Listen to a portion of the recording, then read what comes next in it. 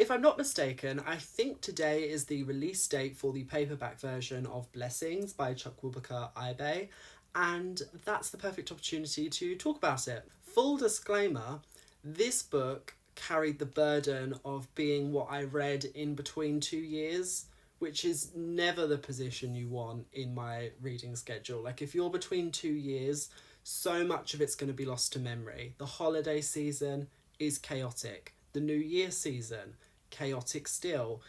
A lot of this is fragmentary, perfunctory. So I'll try my best. I will start by saying that this was published when Chukwuebuka himself was only 22. And that is both a strength and a weakness of this book. Maybe it's rude for me to point that out. Hey, I'm 22 as well. I couldn't write something on this level. It was very impressive.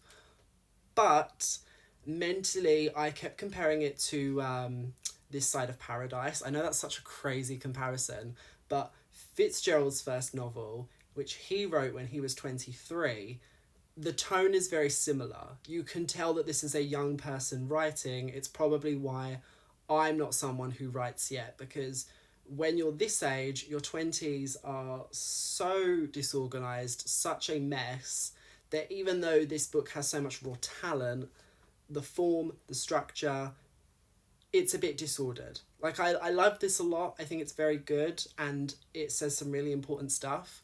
But if we're judging it as a novel and how like novels tend to be structured, paced, toned, etc., this is a bit all over the place. But that does not take away at all from the raw talent. Give this man 5 to 10 years. I'm sure he'll deliver something even better. Because what I found, the first half is very different from the second half. I liked the second half and how it ended a lot more.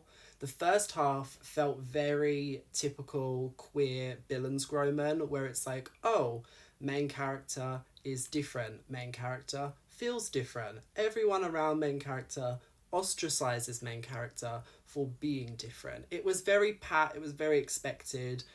It didn't thrill me. The characters in these queer stories always make the most bizarre decision to send this queer youth to an institution where it's full of queer youth, as if that's going to fix matters. Like, it's always the most hilarious thing to me. They're like, oh, we don't like that you like boys. We're going to send you to this absolute sausage fest. Like, Obifuna, our main character, he's in amongst it. He is in amongst it. Then, in the second half, the story really switches gears, and I think it's because time has passed. Obifuna, who was a teenager, is now like into his early 20s. He's more established as a person. Some tragic things have happened in his life that have affected him. But the story becomes much more focused on Nigeria, the modern politics of Nigeria, how certain legislature came into effect that restricted the rights of Nigerian queer youth, especially it was like in response to the queer liberties that Americans were getting. Like, Nigeria sort of went in the opposite direction and was very against queer relationships, LGBTQ plus expression, etc.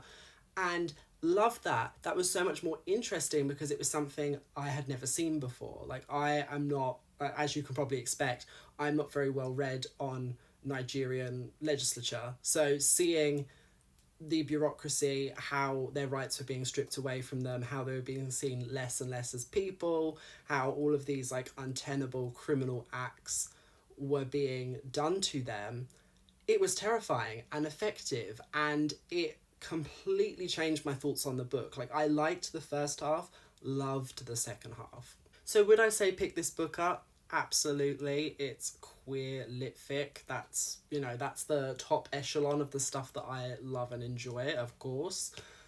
But do I secretly yearn for that queer story that finds the middle ground between fluffy, happy, more like that kind of heartstopper type stuff, and tragic, horrifying, we're persecuted, it's a mess? Like, I would like something that finds a way to tell the queer story without being so consumed by the people who persecute it. You know what I mean?